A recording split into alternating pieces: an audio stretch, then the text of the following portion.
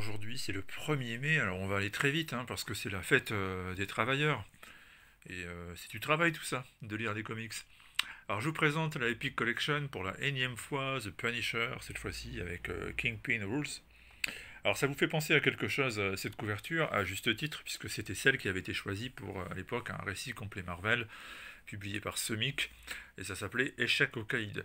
Alors ce sont des épisodes qui remontent, vous avez les dates sur la dernière de couverture, 88 et 89, et puis ce sont des épisodes que vous avez peut-être redécouverts en français, puisque Panini les publie, mais sous forme d'intégrale.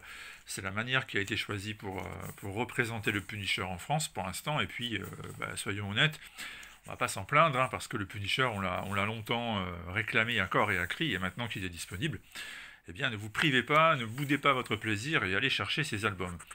Pourquoi je vous parle de ces épisodes? Tout simplement parce que, là vous le voyez, je vous montre les pages, les quelques pages comme cela au hasard, et ces pages que vous pouvez observer, vous avez compris, rien qu'à la couverture assez facilement identifiable, ça permet de retrouver le grand Wiles Portacio au dessin.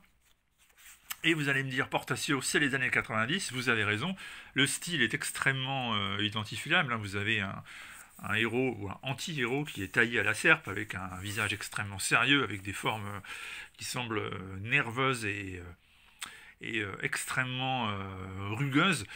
Et c'est très dynamique, hein, comme vous le voyez, ce sont des dessins qui sont très dans l'esprit des années 90. Et on retrouve un personnage qui est très loin du Frank Castle d'aujourd'hui, même si aujourd'hui il est censé avoir disparu de la circulation. C'est un personnage qui, à l'époque, se parle à lui-même, qui tient une espèce de journal de bord, son war journal dans lequel il consigne tout ce qui lui arrive et la façon dont il aborde les événements. Alors dans ces épisodes-là, il va se retrouver face à une espèce de secte qui est commandée par un type capable de guérir toutes les maladies, les plaies, les blessures, et qui va d'ailleurs officier même sur le Punisher lui-même. C'est un Punisher qui va rencontrer différents personnages qui vont avoir un certain impact dans sa vie. Et en général, quand vous rencontrez le Punisher, vous finissez vous-même par mourir. Et c'est le cas notamment, et ça ce sera un peu plus loin dans cet album, ce sera le cas du fils de Microchip. Alors Microchip, vous allez me dire qui c'est. Alors aujourd'hui, c'est plus vraiment un personnage important, puisque Microchip aussi est mort. Microchip est mort lui aussi tué par le Punisher. Mais à l'époque, Microchip, c'était celui qui l'aidait dans les différentes missions, c'était celui qui, le spécialiste en ordinateur, à une époque où Internet était encore à ses premiers balbutiements. Et Microchip utilisait ses capacités pour permettre à Castle d'infiltrer les réseaux qui devaient l'être, et qui permettaient donc à Castle d'être efficace aussi de ce côté-là dans sa lutte contre le crime.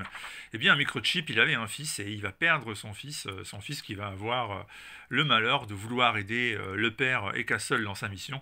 Et ça va avoir un impact terrible sur Microchip qui va, à partir de là, tout de même commencer à remettre en question l'appui logistique du Punisher, même s'il va continuer tout de même officiellement à être là pendant de longues années.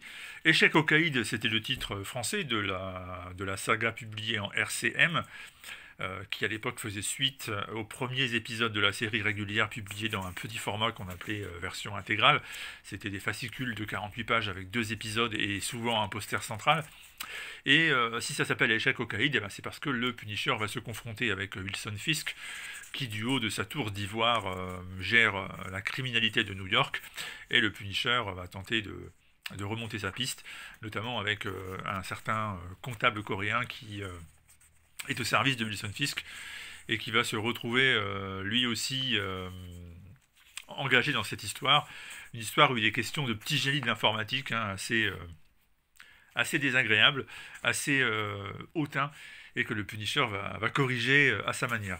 Donc ce sont des épisodes qui ont eu beaucoup de succès à l'époque chez les fans du Punisher. Aujourd'hui, je les regarde toujours avec une grande nostalgie. Ils sont écrits par Mike Baron. Alors Mike Baron ne s'embarrassait pas des considérations que nous avons aujourd'hui, à savoir le politiquement correct, le personnage correspond-il à l'esprit du temps.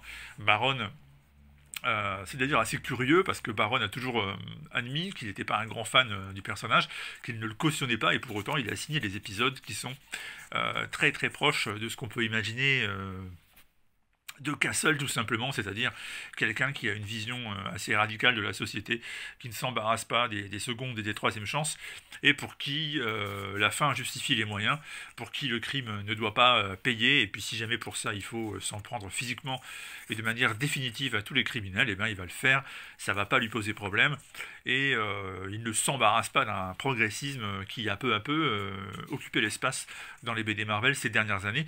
Je dis cela sans formuler le moindre reproche, ni sans l'encourager, c'est juste un constat, et on se rend compte dans les épisodes du Punisher de l'époque qu'on est encore très loin de cette vision de la société. Ça défouraille de manière très décomplexée, et on ne se pose pas la question de la manière dont ce sera perçu par le public par la suite. Donc voilà pourquoi ces épisodes restent aujourd'hui encore des petites références dans le genre. Baron et Portasio, ça a vraiment marqué son époque. Et c'est disponible dans la collection Epic. Alors c'est de la VO, et évidemment, si vous ne comprenez pas l'anglais ou si vous ne le comprenez pas très bien, il vous reste la version Panini, c'est-à-dire les intégrales.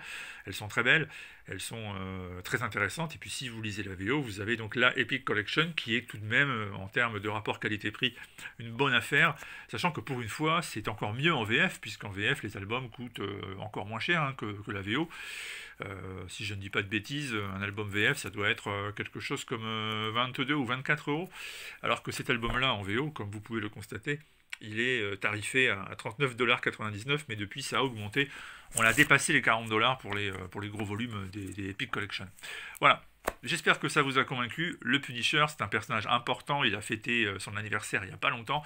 On lui a consacré un numéro du mag il y a 2 mois de ça. Donc si vous aimez le Punisher, ça c'est de l'indispensable évidemment. Allez-y, précipitez-vous sur ces volumes. A très vite et bon 1er mai si vous êtes chez vous. Au repos.